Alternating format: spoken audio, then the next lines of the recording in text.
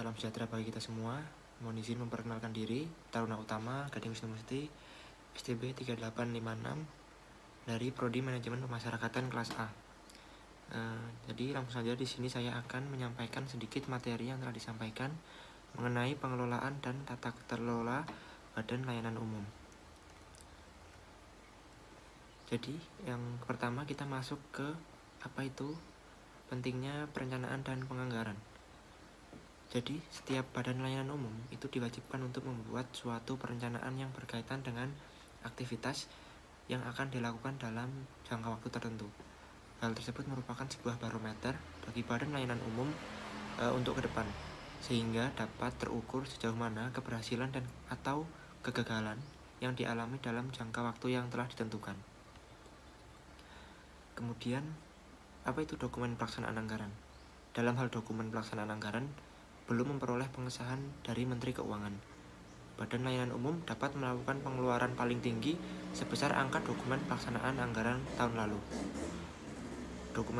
Dokumen pelaksanaan pelanggaran yang telah disahkan oleh Menteri Keuangan merupakan atau menjadi lampiran dari perjanjian kinerja yang telah ditandatangani oleh Menteri, pimpinan lembaga non-kementerian, atau pimpinan lembaga negara dengan pimpinan Badan Layanan Umum yang bersangkutan. Kemudian apa itu pendapatan dan belanja? Pendapatan Badan Layanan Umum antaranya sebagai berikut. Yang pertama, menerima anggaran yang bersumber dari anggaran negara. Pendapatan yang diperoleh dari jasa layanan yang diberikan kepada masyarakat. Kemudian yang ketiga ada hibah, tidak terkait yang diperoleh dari masyarakat atau badan lain. Yang keempat, hibah terikat yang diperoleh dari masyarakat atau badan lain yang harus diperlakukan sesuai dengan peruntukannya. Kemudian yang kelima, hasil kerjasama dengan pihak lain. Kemudian yang selanjutnya yaitu hasil usaha lainnya.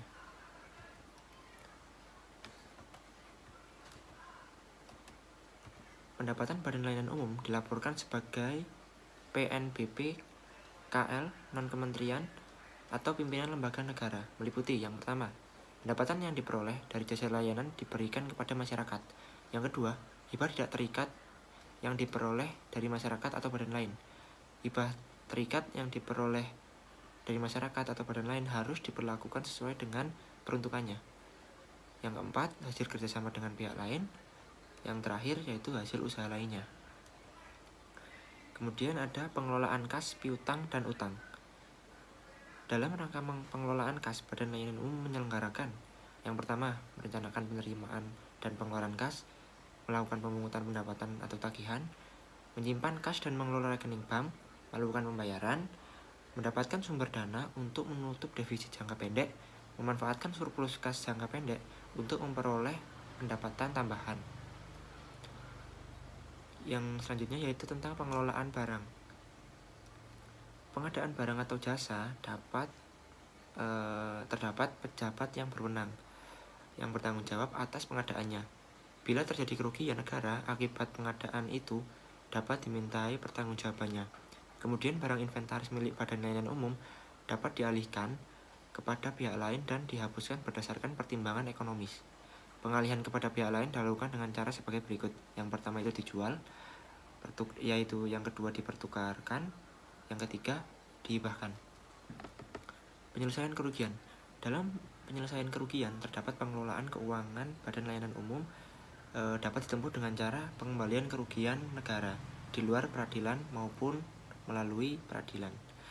Upaya pengembalian kerugian yang dialami oleh Badan Layanan Umum tidak berbeda dengan pengelolaan keuangan negara pada umumnya yang menimbulkan kerugian negara. Kemudian ada akuntansi, pelaporan, dan pertanggungjawaban keuangan. Yang pertama, laporan keuangan Badan Layanan Umum setidaknya meliputi laporan realisasi anggaran, atau laporan operasional, ada neraca, ada laporan arus kas, dan ada catatan atas laporan keuangan, disertai laporan mengenai kinerja. Kemudian yang kedua, laporan keuangan unit-unit usaha yang diselenggarakan oleh Badan Layanan Umum dikonsolidasikan dalam laporan keuangan Badan Layanan Umum. Yang ketiga, laporan keuangan Badan Layanan Umum disampaikan kepada Menteri, pimpinan lembaga dan kementerian, atau lembaga negara kepada Menteri Keuangan paling lambat 1 bulan setelah periode pelaporan berakhir. Selanjutnya ada akuntabilitas kinerja. Tanggung jawab terhadap kinerja operasional badan layanan umum berada pada pimpinan badan layanan umum yang diukur berdasarkan tolak ukur yang telah ditetapkan dalam rencana bisnis anggaran. Yang kedua, pimpinan badan layanan umum mengikhtisarkan dan melaporkan kinerja operasional badan layanan umum secara terintegrasi dengan laporan keuangan badan layanan umum. Selanjutnya ada surplus dan defisit. Surplus anggaran badan layanan umum dimaksudkan adalah selisih lebih antara pendapatan dengan belanja badan layanan umum yang dihitung berdasarkan laporan keuangan operasional berbasis aktual pada suatu periode anggaran. Kemudian yang selanjutnya, ketika tidak berada dalam keadaan surplus, berarti badan layanan umum mengalami defisit anggaran. Defisit anggaran badan layanan umum dimaksudkan yaitu selisih kurang antara pendapatan dengan belanja badan layanan umum yang dihitung berdasarkan laporan keuangan operasional berbasis aktual pada suatu periode anggaran. Selanjutnya, defisit anggaran badan layanan umum dapat diajukan pembiayaannya dalam tahun anggaran berikutnya kepada Menteri Keuangan melalui Menteri Pimpinan Lembaga Non-Kementerian atau Pimpinan Lembaga Negara sesuai dengan kewenangannya. Kemudian, apa itu tata kelola badan layanan umum? Badan layanan umum diharapkan tidak sekedar sebagai format baru dalam pengelolaan anggaran negara. Hal tersebut diharapkan juga sebagai menyuburkan pewadahan baru bagi penyuburan manajemen keuangan sektor publik. Untuk meningkatkan pelayanan pemerintah kepada masyarakat, tentunya hal tersebut dapat dilakukan dengan tata kelola badan layanan umum yang baik. Penataan kelola itu harus dilakukan secara profesional dan efisien dengan tujuan badan layanan umum memajukan kesejahteraan umum dan mencerdaskan kehidupan bangsa dapat terlaksana dengan baik. Hal yang saya sampaikan selanjutnya yaitu tentang kelembagaan. Kelembagaan instansi pemerintah yang menerapkan pola pengelolaan keuangan badan layanan umum yang mengakibatkan perubahan situasi kerja struktural menjadi non-struktural pada kementerian, lembaga non-kementerian atau lembaga negara. Yang kedua ada pejabat pengelola. Pejabat pengelola harus berdasarkan pada pedoman atau peraturan pemerintah yang mengatur pengelolaan keuangan badan layanan umum, yaitu pada Peraturan Pemerintah Nomor 23 Tahun 2005. Dalam arti terdapat perubahan mengenai struktur pejabat instansi pemerintah menuju struktur pejabat pengelolaan badan layanan umum.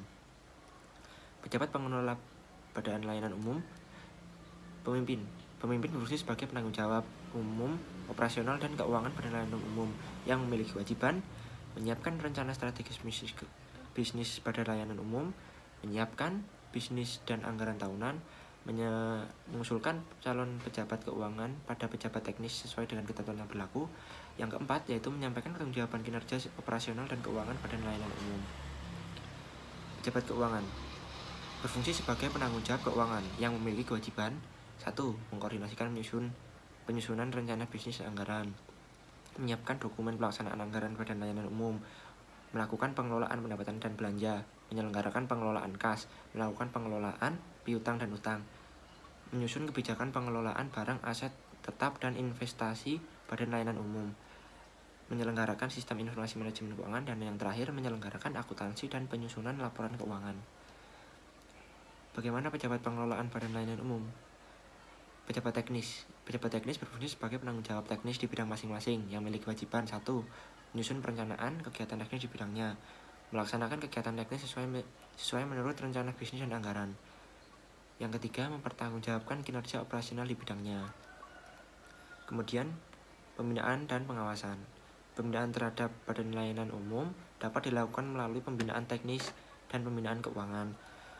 Pembentukan Dewan Pengawas berlaku hanya pada badan layanan umum yang memiliki realisasi nilai omset tahunan menurut laporan realisasi anggaran atau nilai omset menurut neraca yang memenuhi syarat minimum yang ditetapkan oleh Menteri Keuangan. Remunerasi ditetapkan berdasarkan peraturan Menteri Keuangan atas usulan Menteri, pimpinan lembaga non-kementerian, atau pimpinan lembaga negara yang sesuai dengan kewenangannya. Penetapan remunerasi harus mempertimbangkan prinsip-prinsip proporsionalitas, kesetaraan, dan kepatutan. Sekian sedikit materi yang dapat saya berikan mengenai tata kelola badan layanan umum dan mengenai pengelolaan badan layanan umum. Semoga materi yang saya sampaikan dapat bermanfaat. bagi para pemirsa dan dapat bermanfaat bagi kita semua. Sekian pemaparan dari saya, kurang lebihnya mohon maaf. Wassalamualaikum warahmatullahi wabarakatuh.